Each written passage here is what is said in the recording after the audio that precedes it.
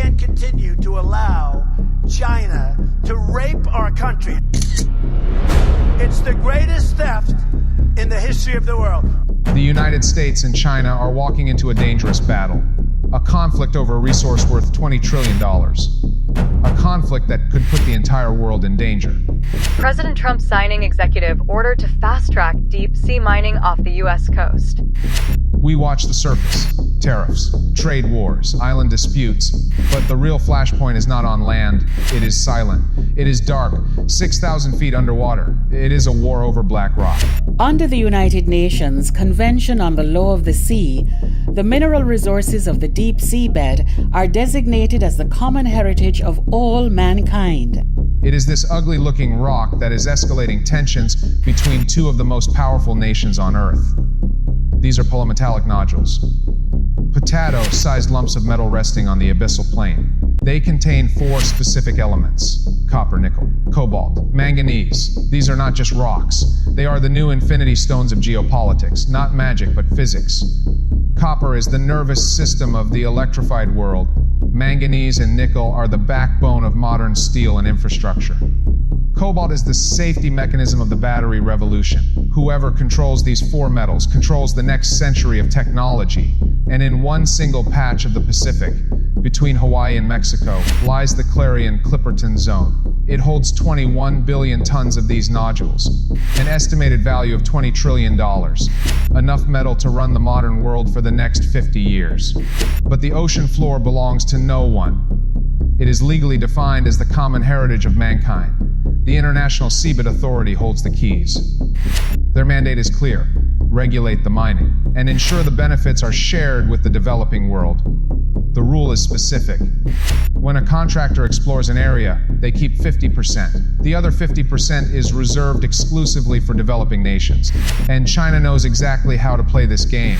They leverage a specific legal label: developing country. In 2019, a state-backed entity signed an exploration contract. They surveyed the seabed. They donated half the area to the developing nations reserve. And then, under a different state-backed banner, they turned around and claimed that exact reserved area for themselves. They donate to the poor box with one hand and withdraw it with the other.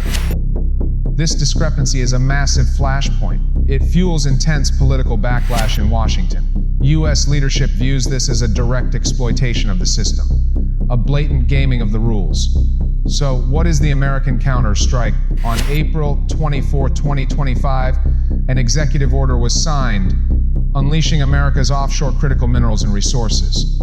The mandate is explicit: fast-track deep-sea mining off the U.S. coast, fund domestic extraction, bypass the deadlocked international bureaucracy. The message from Washington is clear: if the global system is rigged, the U.S. will build its own. So, prior presidents took America for granted. They let our critical minerals only be controlled by China. They let our mining business go to hell by closing all the mines, closing our coal plants while China opened them. They let our auto industry, right? We used to produce 75% of our cars in America, and when Biden left, it was below 50%. We were just letting all of these industries just be shredded from America. And thank goodness you are in this chair, changing it and taking it back. We are taking back critical minerals. We are taking back mining. We're taking back the auto industry. You're going to watch us take back pharmaceuticals. We're going to take back semiconductors. None of this could possibly happen without your leadership. And it is the most fun to stand back here with your leadership, because we are changing America back and making it great again. The opposition to deep-sea mining comes after the Trump administration issued a proposed notice Thursday for 2 20-year leases in waters off American Samoa.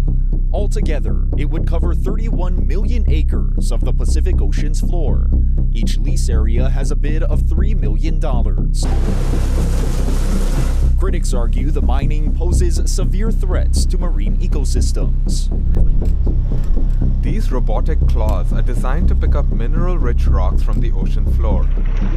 But the deep-sea mining company behind this technology, Impossible Metals, says it won't destroy the environment around those rocks.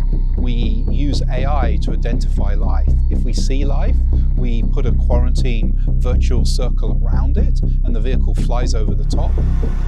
The vehicle, designed and tested in Ontario, is set to go deep into the Pacific Ocean to prize these polymetallic nodules that contain valuable minerals like cobalt and nickel. We actually are going to need massive quantities of all of these metals, and the ocean has the biggest source, and we can access it for the lowest cost and the quickest time with the least environmental impact.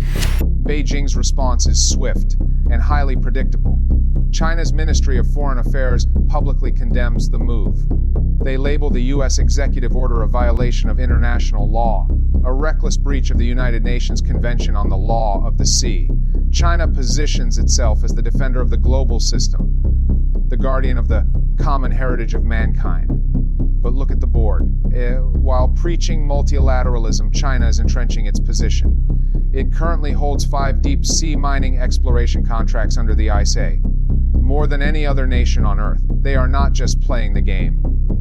They are writing the rulebook to protect the lead they already built. And beneath the surface, the stakes are even higher. U.S. intelligence notes that China's deep-sea research vessels serve a dual purpose: mapping mineral deposits and tracking American submarine movements in the Pacific. It is no longer just a race for rocks. It is a race for the ocean floor itself. But here lies the ultimate geopolitical hypocrisy. The same global institutions demanding an urgent, moral transition to green energy are quietly preparing to strip, mine the most fragile, least understood ecosystem on the planet. To save the climate, they must destroy the ocean floor. This is not a theoretical debate. This is a race to the bottom. And history provides a stark warning. In 1884, global powers sat around a table. They wrote rules with beautiful words to peacefully divide Africa's resources. Everybody signed. Everybody smiled. 30 years later, those same powers walked into the First World War. After the Second World War, nations signed treaties declaring outer space the province of all mankind. Did those beautiful words stop the race? No. It triggered a 45-year Cold War. The pattern is absolute, a resource that determines future power. 2 powers that do not trust each other. And a treaty with beautiful words. In 1914, it was oil. In 1945, it was uranium. Today, it is an ugly black rock found across the ocean floor, but the real battle is 5 kilometers under the Pacific, in a single zone worth $20 trillion. The International Seabed Authority is still debating the rules, but the robots are already on the ocean floor. In geopolitics, the side that controls the facts on the ground rarely waits for the paperwork to catch up. In 1914, a treaty over resources led to a world war. In 1945, a treaty over space led to a Cold War. Today, 2 superpowers are staring at a $20 trillion prize, and a treaty with beautiful words. The surface is just a distraction. The real war is in the deep, and the world is waiting to see if history repeats itself.